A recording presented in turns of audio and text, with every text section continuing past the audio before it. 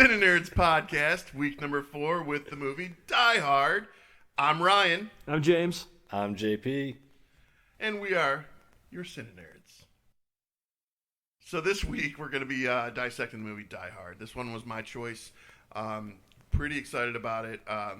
We had some varying disagreements and opinions on this matter. Is it a Christmas movie or is it not? So for me, Die Hard, I just want to point out. Should I go right into the review, or we're going to talk about this first? Let's talk about this. Let's talk about this. Just alone in the first 21 minutes, there are 12 references of Christmas. There are both visual and audio vibes going on for Christmas. Did you count these things? Yes. Jesus. By the end of the movie, there's almost 24, just for reference. Because once the action starts, because it's amazing and action-packed, there's 24. And then we end the movie with Let It Snow, another Christmas classic. So that, and then them attending a Christmas party at the Nakatomi Plaza only could lead, for me, to this being a Christmas classic. So from there, I'll let these guys weigh in. Okay, so here's the thing. Everything you just said is factual. I don't know how many numbers and all that stuff, but all of it has happened, and I'll give you that. The only reason that I don't consider this a Christmas movie. When did this movie come out? 1983. No. 1988. Oh, 88. Oh, yeah. No, that was box office number. Sorry. But, what part of 1988? July 12th. Okay. Halloween movies don't come out in March. Dude, that's the worst logic I've ever heard. It's not. No, it's based not. around a Christmas event. I've got. I mean, but you're right, and I give you that, and I'm with you. I've got this. I'm with you all the way wait. until you look at when this movie came out. This is not Christmas in July, if that's where you're going, asshole. Oh, I was just about to go Yeah, down that no, road, too. yeah. Bro. Go fuck yourself sideways. Well, this came out July. The release date, July 12th, at the Avco Theater. It actually came out July 15th of 88. Who cares? It's not snowing in July. It doesn't matter. Anywhere. It's snowing. It's not snowing in the movie 'cause it's L.A., but it's all Christmas. It's all Christmas, motherfucker. Okay, my opinion on this. Oh, God. I have given you shit for the past 3 episodes on Die Hard not being a Christmas film. However. Oh, wait, I like that. I like, however. Here we go. However, Die Hard's a Christmas film. I don't disagree. I'm just the only thing that actually gets me not saying it is because it came out in July. Otherwise, I'm with you. I mean, it's based around Christmas. It's a Christmas film, and I mean, it revolves around him going to LA for Christmas to see his kids and his wife, who are separated at the time. I agree with all that. He has Christmas gifts. There's Christmas music. Everybody's jolly. They're at a Christmas party. It's a Christmas movie. And Christmas in July is a thing. They did a Frosty movie based in Christmas in July. So the whole July thing. What is this, a horror movie? No. Which one? It was an old animated movie where Frosty got to go down for like a day, but he had to be back before he melted. Isn't that just Frosty? No, there's another one. One. Yeah. There is another one that's like Christmas in July, but it's based off of that same Frosty. Whenever I hear Christmas in July, all I think about is Beer. No. All I think about is Put-in-Bay. Look Christmas it up. sale. Look Christmas it up. in July. I don't want to. Look it up. Look up what? The Christmas in July movie with. Is that what you want me to Google? Yeah. Christmas in July. Because you act like you don't believe that it exists, but it absolutely 100% exists. I believe it exists. I just think you watch weird shit. This is not wrong. He is not wrong. Yeah. Especially for someone like him. He doesn't Christmas in understand our July world. movies. There's a Christmas in July movie from 1940. This one. That actually comes up as a movie in 1940, Christmas in July. Yeah, well, there's multiple ones. It's black and white, so it's probably exactly where you want to be. This one was actually. I believe you. I'm not trying to say it's not. I mean, I don't know. I'm over here saying that Batman Returns is a Christmas movie because it's done in Christmas. So and actually, I believe that movie actually came out in the summer also. Listen, Batman Returns, Die Hard, and Gremlins, all Christmas. I don't care what anyone says. Gremlins is 100% a Christmas movie. For sure. But there's some people Batman who say Returns otherwise. came out in June. Yeah, see it was that? a summer blockbuster. I'm not saying it's not. He's not saying it's not, but he literally said 5 minutes ago that it's Well, not a Christmas movie. It's just hard For- when you think about when it came out. Fair. I understand that, but then But I'm the not facts saying within it the isn't. movie. Now I'll get into the rest of the movie. So for me, this literally is one of the first perfect action films for me. I start to finish was engaged. I was curious as to what was happening in John McClane's personal life because he's getting off the plane. He's clearly going through some shit with his wife. It seems uncertain what's going on. Happened to be a little bit post after my parents had a divorce also, so I'm like tying into this, locking into this, thinking, okay, there's a personal element. You have a thing with that, don't you? I do. I think that we all have things that happen to us in our life that draw us in, especially the artists, people who do things in art field for a living. We're drawn to things that take us away from that or remind us of the human element of it, and it just brings us back, and that's what draws us in. But so that's going on, and so you got that happening, kind of, and you're like, okay, where's this gonna go? Is he gonna stay with her? Is he not? Because we're still early in the movie, and then all of a sudden you start hearing the gunshots, and we start moving forward, and it's fast paced, and that's only like 20 minutes in. Like this, it takes off pretty quick. As you go along, we've already met the limo driver Argyle, who's freaking hilarious. He's a good Love kid. that guy. Yeah, solid. One of my favorite characters, actually, in like almost any movie. Solid, You forget about fun him, but when you character. see him, you get happy. Yeah, absolutely. He's just always smiling. He's just got that attitude, and I like how I wouldn't leave John alone in the limo ride. He's like just like drilling in on him, and John's like, "Man, will this kid shut up?" And then he starts liking him more. But so then you move forward and you start finding out who the terrorists are. Hans Gruber, all his henchmen.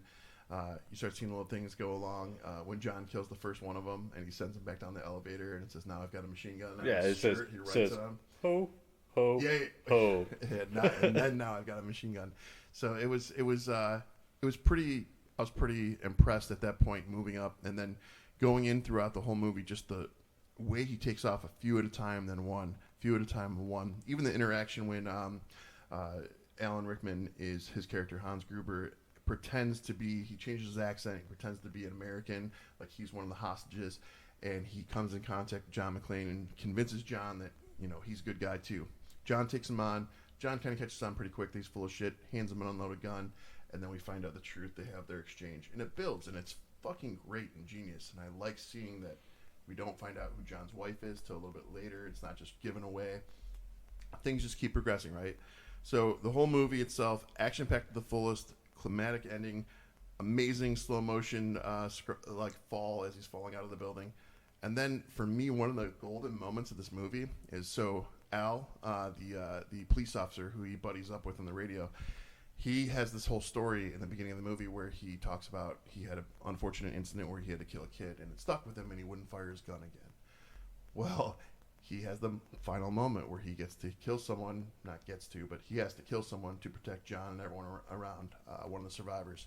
And when he does it, there's this moment where you see his eyes kind of dialed in, like, holy shit, did I just do that? And John, being another cop, recognizes that. And there's no verbal exchange. It's just they look back and forth, and it's just a real moment. And I love that. It pulled me in, too. So just start to finish, quality, amazing movie for me. So for me, as a kid when this came out, and I just wanted to make sure I was right, and I just looked it up. So this was Alan Rickman's first movie. Real movie. Yeah, I don't think a lot of people realize Yeah. that. I knew this because I actually, if you watch on Netflix, they have the movies that made us. Die Hard is on that list, so you get to see a lot of insights on this movie and how it was made and what was going on. Yeah, and Alan Rickman was I think he was around 40 years old when he did this. Like, he was older. I could tell you in a second. Like, I remember reading an article years ago that it was late. Like, he was older. And he was 42. Yeah, he was. So he got into the game really late. Really for late. what he was doing. Hey, there's hope for us. Yeah. But here's the thing. But the thing is, it shows how. And you brought something up. He changes his voice. It shows how good of an actor he really is. And to be the main bad guy in a movie like this for your first film, that's a lot of pressure. I mean, and then going back and I'm sorry if I'm derail a little bit here, but like if you really go back to movies and think about like Caddyshack, with the comedian I just lost his name. John Candy? No, he wasn't in that. Chevy Chase? No, not Chase. The weird. Dan Aykroyd. No, he wasn't in that either. Oh, I know you're talking about blonde guy with the poppy eyes. Yeah. From You're talking about I can't get no Rodney respect. Dangerfield. Dangerfield. Yeah, that was his first movie. Well, he had been a comedian for years. But it was his first movie. But it was his first movie. And I watched a thing on that too. I watched a 3-hour special on that movie where he admitted he was nervous. So it was a lot of nervous energy. So all that movement that he was doing was him just not knowing what to do, and he was pissing a lot of people off. That movie actually completely derailed. We could do a whole thing on that one. Yeah. I mean, someday we will. But my point is, for Rickman to come in and play that part the way he played it. And he's so smooth. And it's so, I mean, like, it's like he belonged there and he fucking knew it and he nailed it. You know, and so you see him really play, like you said, he changed his voice to be more of an American. When he did it, it was great too, because he goes from the voice, then he's like, he sees John's got a gun pointed at him, and he's like, no, and he like makes it like a screaming accent too. So he takes away his I don't know, he's British, English, whatever. He's English. Yeah. Takes away that accent completely, and even the scream was coming out American. I was like, wow, that's really cool. Yeah, he's an English actor known for his distinctive, deep voice. You know, as of right here. And he was actually trained at ARDA, the Royal Academy of Dramatic Art. So I mean, he was doing stuff forever, but this was his first real first as an I didn't know that was one of his first films. So it was his very first film. Yeah, I didn't know that. You know, and I love him in this role. It was the first time we got to see him, but my favorite role he ever played. His name? No. Are you gonna say it? Robin Hood. Oh no, I didn't. I loved him as the sheriff. Yeah, he was great, and he was a great sheriff. As much as I hate that film, because I do kind of hate that film, but I love Alan Rickman in it. Yeah, like he's so good. Like, I mean, I thought Costner did good. I thought the whole thing. I love Morgan Freeman in that movie, but when he looks and he goes, and when he tells his cousin, "I'll rip their heart out with a spoon," and he goes, "Why a spoon?" He goes, "Because it's dull, you twit." But his tone, his demeanor, like the dude was born to play villain or villain-esque, you know, parts. And so when this movie came out, I remember being a kid seeing this movie on TV, and I was just like, I love that guy. Like, you almost wanted him to win. Yeah. Because of how he played the part. Like, I hate to say it, but like, this was a movie. Like, this was the first time that Bruce Willis was. They didn't want to hire him for this job.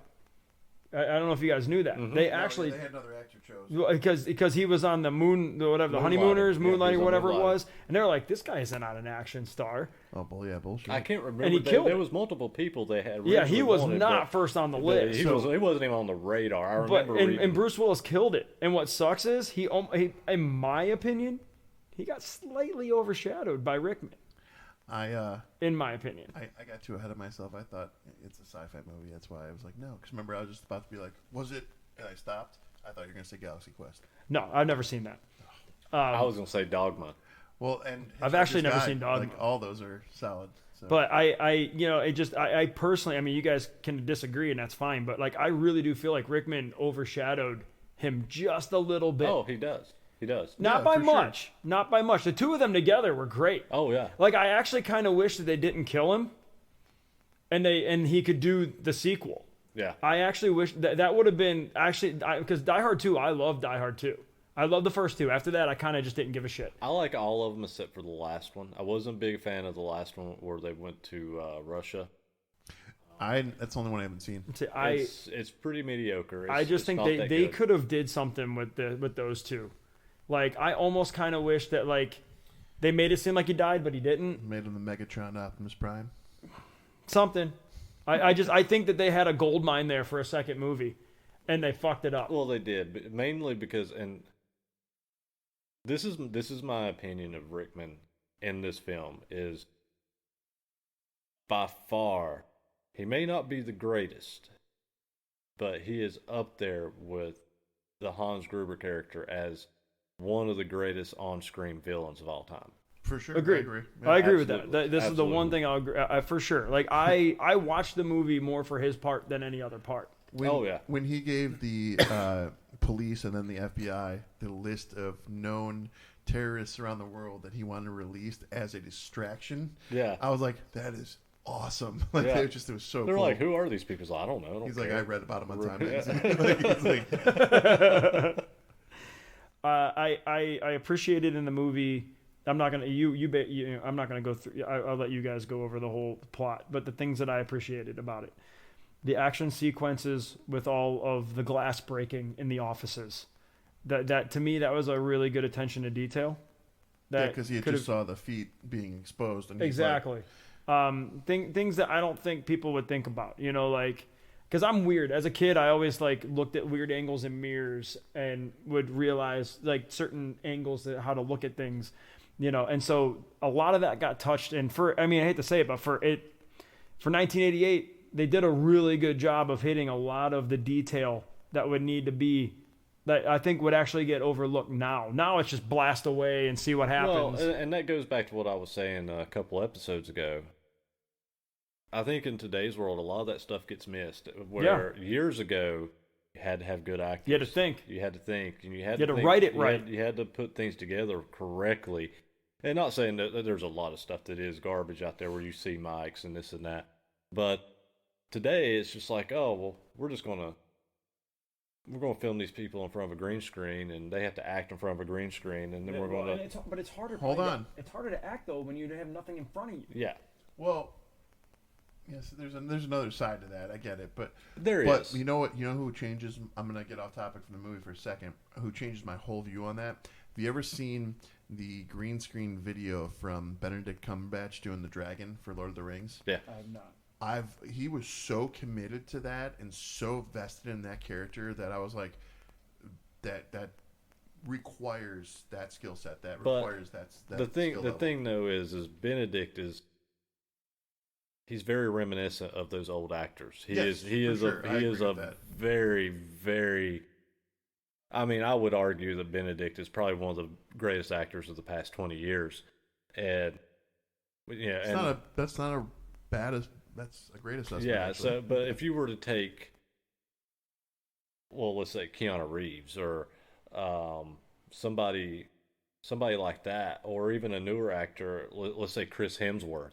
And you put him in that position, he's not gonna do what Benedict did. No. He's just not that kind of actor. And unfortunately, a lot of the actors in today's world aren't like Benedict. No.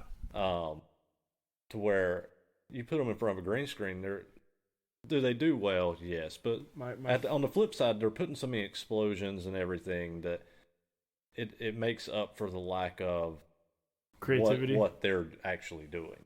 My favorite thing with Benedict Cumberbatch, I don't watch the show very often, but I've seen the clip 100 times. It's on Jimmy Fallon. They do the where they have to they have to like say it and they have to figure out what they're saying. And he's like, Benedict Cumberbatch. He has his name, and the guy whoever I can't remember who he's with. He can't figure out what he's saying. It is hilarious because it's a really he has a weird name. Let's be honest here. And then to look at me, and just imagine. You'd never figure that shit out, and it cracks just even me thinking up. about the way the vowels bounces. I'm doing it with my lips. I'm like, I'll find the link and send it to you, but it's fucking funny. I know we're completely away from Die Hard right now, but you're talking about Benedict, but his Sherlock. Dude, oh my God, his Sherlock is just the best. He's the best. He was, in my opinion, the best Grinch. What? He was the Grinch in the 2019 cartoon. No, I know, but I don't know. Jim Carrey locks that for me. I see that one's just a darker version that I don't hate, but it was just Jim Carrey just being weird the whole time to me. He had to actually do a voice of a cartoon. So good. I agree with you, but I would prefer to watch the Benedict Cumberbatch version over and over again over any of them, just because his voice is perfect for it.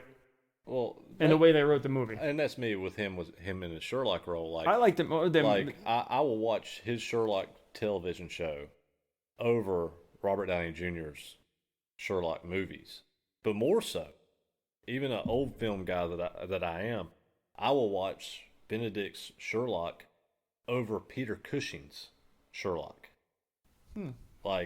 That's how much I actually love his Sherlock Holmes. So going back to Die Hard, how do you? And I don't remember his name in the movie now. I'm sorry, but the second guy in command for Hans, I've got the his blonde name. guy. Yeah, I've got his name. Like The one I whose thought brother got that killed? dude actually did. I mean, he to me he was a no-name actor, but he played it really well. I don't know if he's done anything else important that I should know, but How about the first dude? His little brother got killed first. yeah.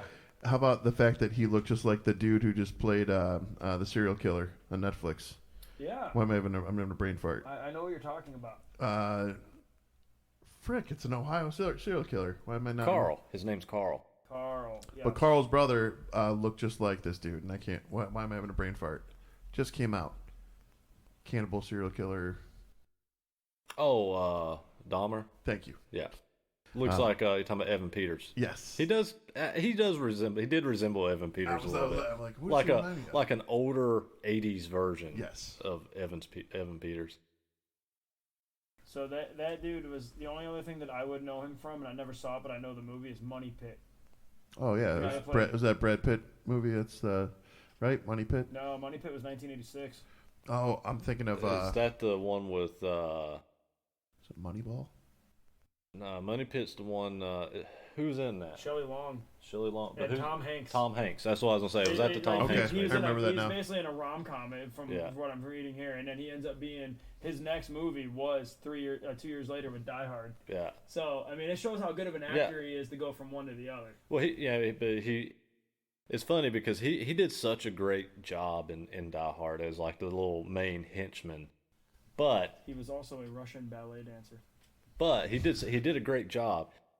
However, the one henchman that always stands out to me, who had a bigger career than that guy, The Asian dude. the Asian guy. Yeah, I know you're talking about. I can never remember his name. But the Asian guy, he's in like everything from like Big Trouble in Little China to like I've seen him in stuff recently, pretty recently too. And he's always playing like a little henchman. Have of you some seen sort. that? Have you seen Big Trouble in Little China? Oh, that's gonna be chosen in the future. That will be That's gonna chosen. happen. It's another John Carpenter film. But this one's amazing. He did say he has seen Escape at New York and L.A. Oh, okay. I've seen those. Yeah. All right, I'll give you that. Something about this movie, though, even as a kid, like made me. You almost like this movie made you, as a kid, wish that something like this would happen in your real life. You obviously want to live, but to go through something like for me anyway, like the idea of being able to run around a giant skyscraper. You just wanted to crawl through the vents. I want to bust through glass and like just like I mean like I want to have that like it's just to me it just I mean like come on we all grew up in the superhero age where you want to have that like moment, you know what I mean? Does that make sense? Yes, every single year of my life growing up after I saw Star Wars and I'm trying to use the Force to open doors into a store. No realistic stuff there. Yes, no, it's what you want. It's what You just said it. Yeah. No, not with the It's Force. It's the same thing. It's not real. Just to jump This off. is a realistic Neither is you thing. having that This scenario. but this I could happen used to to- somebody. This Dude, has happened I in used to real go- life. If that happened in when real I life- was a kid, I'd go to the automatic doors and do this as they Every open. time. You still do now. Don't Yes, lie. we do. Nerds. Fucking nerds. And also, I use Jedi mind tricks on the wife. You want don't. to sleep with me. It works. It does not. It works. It every does time. not. You think it does. It does not. It works. I used to jump off my kitchen table and try to fly like Superman. This explains so I moonwalked much. on my coffee table. I didn't try and jump off shit. Oh, I lied. No, I did. But this was not Nakatomi Plaza, but it felt like it. And we're going to go back to previous episodes when I talked about being the age 6. I came home from kindergarten. The bus is right in front of the door of my place, and I go in the house. No one's responding to me. Mom and Dad aren't around, and I'm like, no one's home. I'm home alone. Like 6 years old, thinking I'm home alone. I go upstairs. No one's upstairs either. Come downstairs. Nothing. I'm like, okay. All of a sudden, I hear all these bangs happening. My fucking dad had gone on a little drinking tirade, and he moved a couch and a TV up into our pull-down string attic.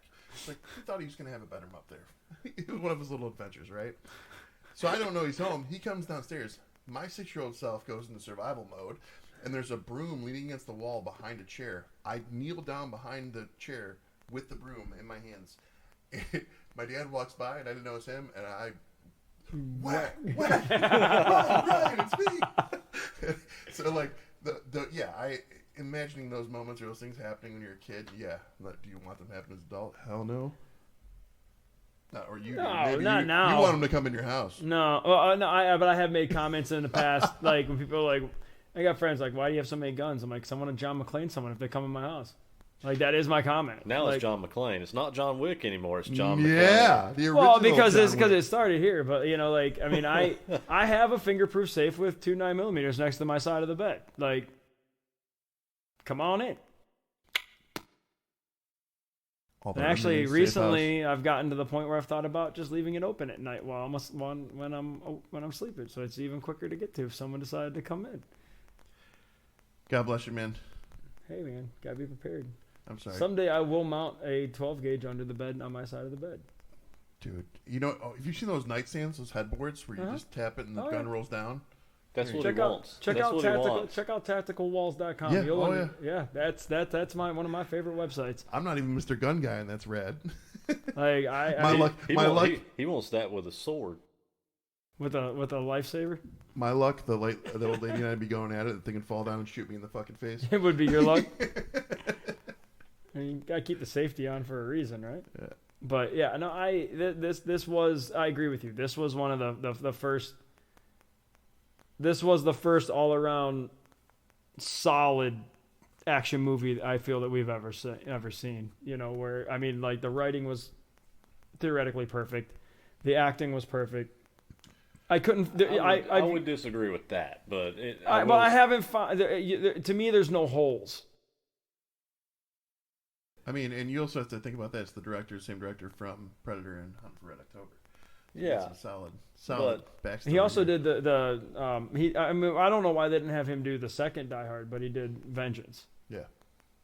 But I mean, as a whole, there's not as many.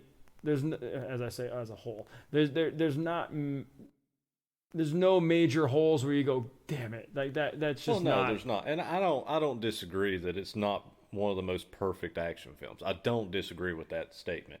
I just disagree with this is kind of the first because I mean, no, I wouldn't say first, but yeah, there's a lot of action films before this one that I would consider pretty much close to perfect. Rambo being one. When I said this, I think I said it, but just to clarify, for me, it was one of the first. Yeah, that's me. Films. Yeah, that's me. See, I don't know. For me, First Blood, that was one of the first for me. You want to talk about me getting in those real moments and like going back to certain things, like that dude having his Sylvester Stallone's character Rambo having that moment when he's come back from Nam. No one's standing by him. No one's there for him. He feels on his own, and he gets in his own head, and he's doing what he feels he has to do for survival. Yeah. Killer story. And everybody's treating him like garbage, and it's just that film is. Right. Think of what you want. People can say what they want about Rambo 2, Rambo 3, John Rambo, but that first Rambo movie was an emotional roller coaster. Did you know that John Rambo was actually in Vietnam and his name's on the wall? Really? Yeah, I went to Washington, D.C. and I found it. It was pretty surreal to see that, know that. So they used the name from an actual KIA. So that's interesting. I didn't know that. Okay, back to Die Hard. Back to Die Hard. That's how easy movies can bounce, man. That's just what happens. Where are you at? Where am I at? Yeah. Where you headed? I mean, here's the thing with the movie. There's a point in that movie where you actually think he's not going to get through it, which I like. I like the fact that it's not just like he's going to win it at the end. There are some spots where you kind of think like, oh, well, this is it. I think we touched on it in a minute, but like the thought process of like the no shoes, the bleeding, the following, the hunting, like that, they have to trick because he knows he's doing, he's not just being an idiot and just leaving a blood trail like we see in a lot of movies. Like that's why I don't like a lot of horror movies, because it's just so blatantly shitty written. Like, like you said, he gave him the gun that was unloaded because he figured it out. Like, that's the kind of twists and turns that I really enjoyed in this movie. The only thing that I wish was better, and it's impossible to happen because it was 1988 and we didn't have a better way of doing it. It's kind of the same thing for the 89 Batman. The fall at the end. Yeah. It just looks shitty. And it's going to because it's 1988. And that's just what it's going to be. Do I think they could have maybe just did something differently? Yes. But that's what they wanted to end it with. That's fine. I'm not going to hold that. That's not going to take my rating on the movie down because of that, because they did the best they could do at the time. At the time in the theater, it probably looked realistic as shit. You know, I don't remember because I was, you know, first time I saw this movie, it was on TV. You know, I was a kid. I feel like 80s, 90s, even early 2000s, I feel like we were in a weird cusp for special effects in Agreed. the industry. So I mean, that's why we didn't get Avatar until we did. You know, because it would have cost way too much fucking money. Well, it couldn't really have been done. I mean, it just not the right way. Did you guys see the new one? I did not, because I actually like the second one better than the first it one. It was for me that the second one was a decade too late. Oh, that I'll agree with, but the first one was just too long. And I know that sounds really messed up, considering I've stayed with Star Wars for 40 years. Fair, you said it before me. But to me, I liked Avatar. Don't get me wrong, but I wasn't one of these people that just lived and breathed that film, and I just wasn't a huge fan of the first one, even though I thought it was a great movie. It didn't grab me. And so, had part 2 came out 2, 3, 4 years later, I probably would have still had enough interest in it, been like, okay, I'm going to watch it. 14 years roughly? Yeah, it was over 10 for sure. It was 2008 or 9 when it came out, and then the new one, last year. So, just the fact that the first one I liked, but I just wasn't a huge fan. It didn't grab me like Star Wars. It didn't grab me like Starship Troopers or any of these other films. Is it fair to say anything that's Star you two love? That by the time it came out, I had zero interest in it. Yeah. I actually like the storyline better than the first one. The first one I felt like could have been 45 minutes shorter because they just kept going in and out, in and out, in and out. I'm like, good God, end this. So, quick way to talk. I'm going to talk about that, what you just said, and that'll bring us back around to Die Hard. So, my biggest gripe in the world in Hollywood right now. Editors, what is going on, dude? We don't need 3-hour movies that have so much filler and bullshit. We need the story and the scenes. Like, I don't need to see this deep, long camera angle where it just pans out and it takes like 5 minutes of the green background. Like, I don't need all that. Edit this shit down. Let's get these movies back to 2 hours. Like, it's just too much. Yeah. Well, it's funny because, as musicians, like they say, like, you need to keep a song between 3.5 minutes to keep people's attention span. But then our movies have gone from 90 minutes to 3 hours. And it's like, and where's that attention span? Nobody wants to see that. I mean, don't get me wrong, I do. But if it's something I really want to see, like The Dark Knight is a great movie. It's 2 hours 45 minutes, I think. It's long as shit. Yeah. For me, Die Hard was kind of that era that I didn't feel like there was a moment in the movie that we could have edited out. No, it's according to this, it says it's 132 minutes, and there's not one spot. I don't feel like once it goes, it goes. Yeah, and that's the way it should be. Well, my opinion of Die Hard, this is, there's so many things I do love about this film, and I remember watching this as a kid, and I remember one thing that really still stands true now, but back then he was the first real action guy. Wasn't hero. the jacked up? They talk about that. That was just the average Netflix thing. Normal guy that was the hero. It wasn't Schwarzenegger. Stallone, it wasn't Arnold. It wasn't any of these big buff guys. Middle-sized dude. Yeah, which is another reason why they didn't actually want him to have the part. Yeah, and for me it worked. It felt real, and I hate to steal something from James that he's constantly, it feels real. It's real, but it did. It feels real. That's good. And there's so many scenes that what made it for me, it made it better versus And I love Stallone. Stallone actually has more range than he's given credit for a lot of times. With Arnold, not so much, but a lot of those guys back then didn't have a lot of range. But when you brought Willis into an action film, the dude could act pretty good. I mean, he was already doing rom-com kind of shit. Yeah, he was a pretty well diverse actor at the time. That he kind of came in, took the role of the action star, but could act. Yep. You know, I mean, he's proved in later years that he's not that good of an actor, but he was doing some stuff back then that he was doing a lot better than Arnold and some of these other guys.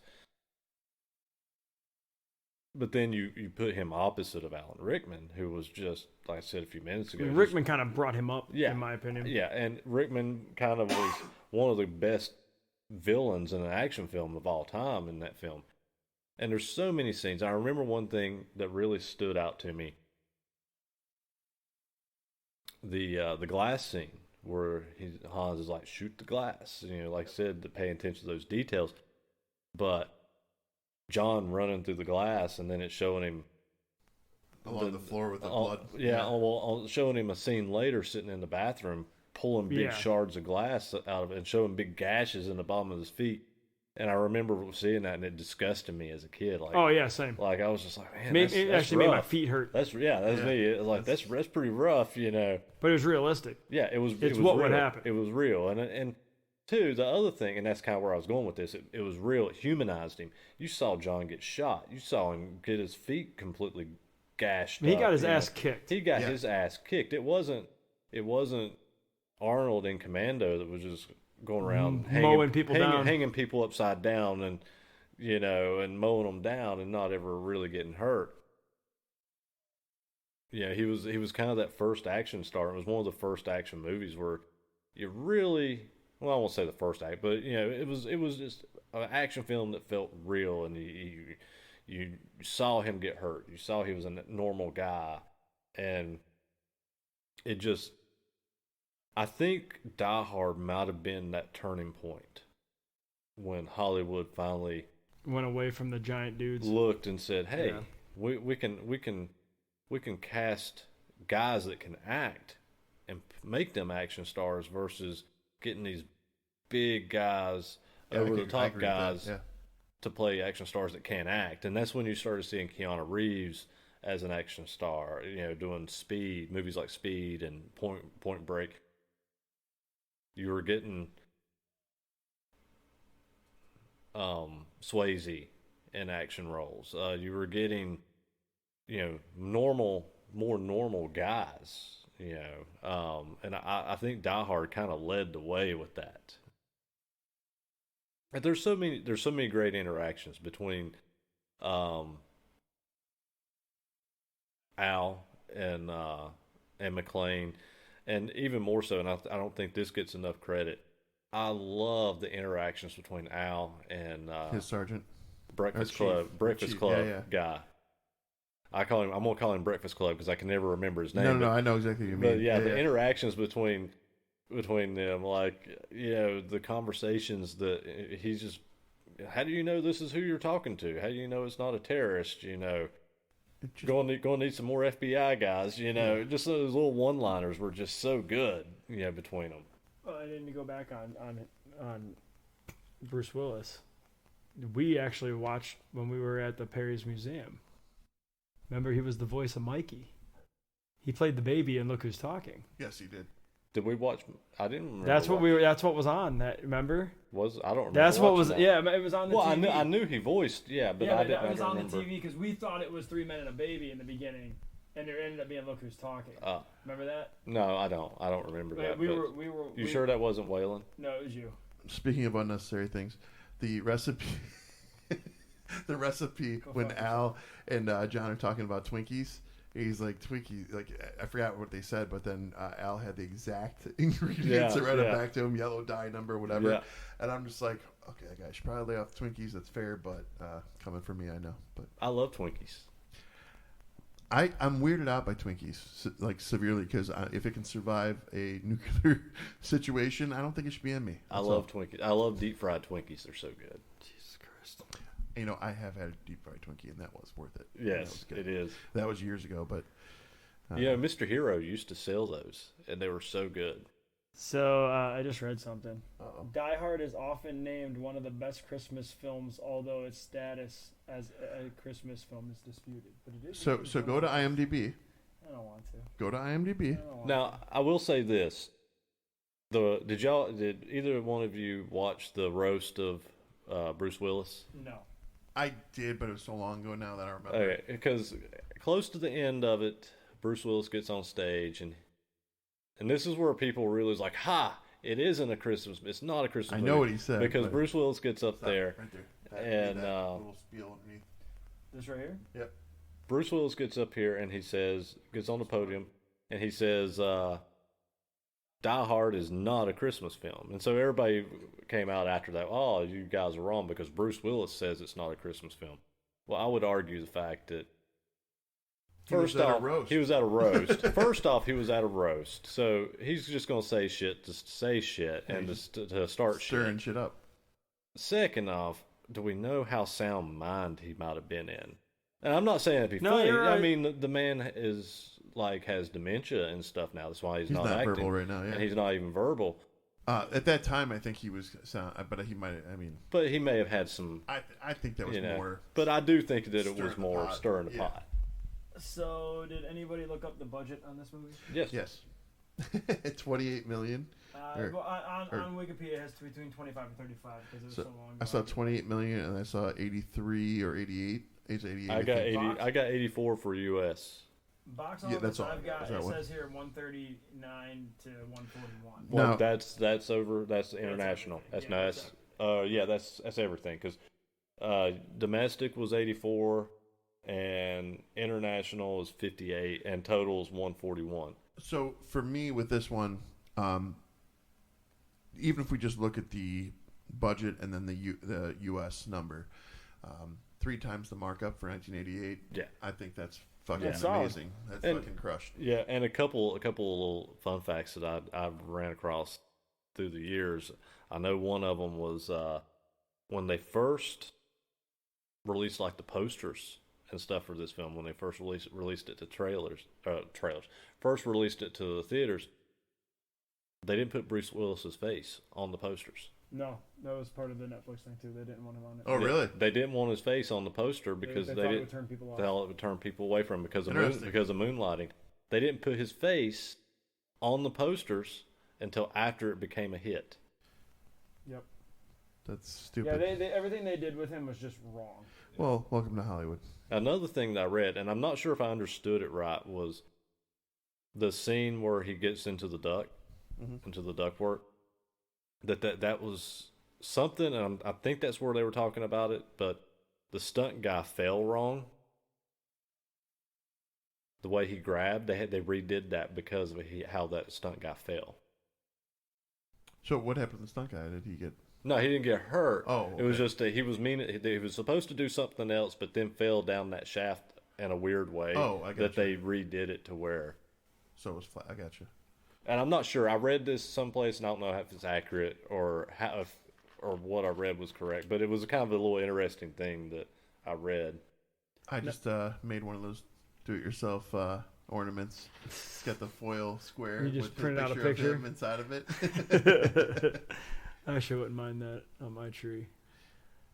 But it is one of my favorite action movies of all time. And it was one that I loved growing up. I watched it a lot growing up. When it was on TV, I didn't miss it. Yeah. That's for sure. Yeah. Now though, you can't even find it. It's not even like streaming anywhere. I have it. You have to pay for it. I It's thought it not was on free. Max at one point. It's not right now. I was thinking. I have the collection, so I don't. Except for the Yeah. last one, I have. I just think it's like these movies are so old. Why are you not just letting us have them at this point? It's all royalties and streaming arguments and legal fun. That's what I've found. It's been almost 40 years. Get over it. Some of these well, things get held but up. think of the movies from 40 years ago that no longer exist. We were talking about the Grinch earlier. The Grinch isn't on any streaming platform unless you. I think there's something somewhere you have to basically buy it or rent an Amazon. Disney. It's on. Pretty sure. Are you sure? Yeah. The Jim Carrey one? Yeah.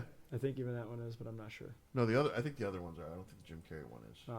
I know the newest one and the old one is, but I'm not. Yeah, Well, and the wife, I could be wrong. That'd be fun because the wife is wrong. She made me hunt down the Blu-ray copy of The Grinch. She wanted to watch it. It's the only reason I know that one. Well, what do you rate it? It's your movie, but what do you rate it? I am, and this is the first out of the 4 episodes we've had. I am full on nerd with 5 stars.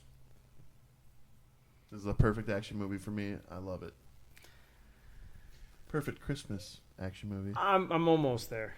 I'm not all the way there. You don't. Hey, and I only say that because, and it's not because of anybody in the movie itself, but I give it a 4.7. He likes those 0.7s. If that's what he wants to do, I do what I want. Do what I want. I do think it'll come in handy if we want to get more granular as we go. So there's just a few things. I do think it's like for what honestly it's the fall at the end always just annoys me at this point. It don't annoy me, and I don't think there's anything that really annoys me about this film, other than I've just seen it so many times. And I also just wish that they would have kept him alive for one more. Imagine if he was the guy he was going after in the second one. Even if he just played that part. Oh, you're talking about Alan Rickman. Yeah, if Rickman was just playing the part of that guy and he was just doing the same shit, the exact same shit, but it was Rickman, it would have made that movie almost perfect. But instead they killed him. Which I get it. You want to eliminate the bad guy and make him look good. I get it. But I really think that they fucked up a sequel there. But I think they wasn't thinking sequel at that point. I think Probably not. I think they were thinking, is this movie even going to do anything with Bruce Willis as the lead? Oh, they were so afraid of him that they didn't know what to do. But I ultimately, they fucked up. In my opinion, they fucked up. I feel like heavy decision going on here because I've seen it 100 times. Well, I am going to give it a little bit of a lower rating because I've seen it so many times. Did you? What you? I seen that. I was just telling him he's what I'm guessing. He's guessing, and you're probably right because I saw the tail end of what you said. 4.5. Oh, that was higher than what I said. You're one higher. Oh, you're one higher. 3.5. He's gonna give. Oh, no. I said 3.6. No, I'm gonna go with a 4.5. I think. Wow. JP's generous today. Yeah, I collectively, think, yeah. If I was rating this when I watched it in the 80s, yes, it would be a full-on 5 nerds. But the love I do have for this film, I mean, yeah, to this day, I would still hold it really high up. So 4.5. Right. Yeah, well, that's what when I'm doing the rating, especially for this movie, I put myself back in that moment when I saw it when I was younger. Because that's what really rewatching it just lets me see those things more clearly. But just to have that moment again in my head to appreciate where it was at that time, gold. Yeah, gold for me. Yeah, it's definitely one of my favorite action films of all time. I can't deny that.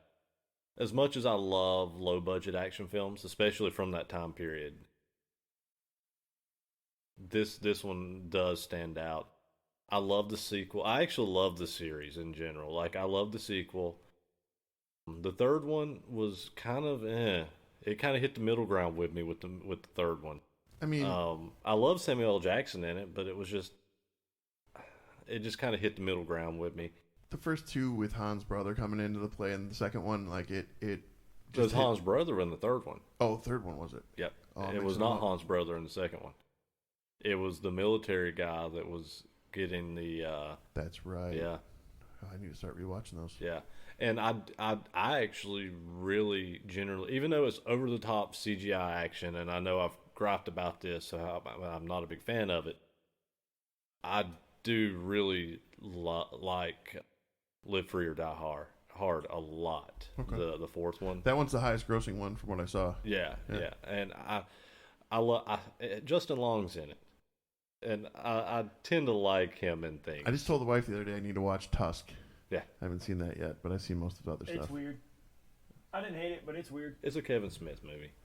Justin Long actually shocked me. He just had a cool role in the Goosebumps. Yes, Goosebumps with Disney. I like that they did the whole season around the puppet and kind of went that route, and the way that they pulled Justin Long into it was great. Yeah.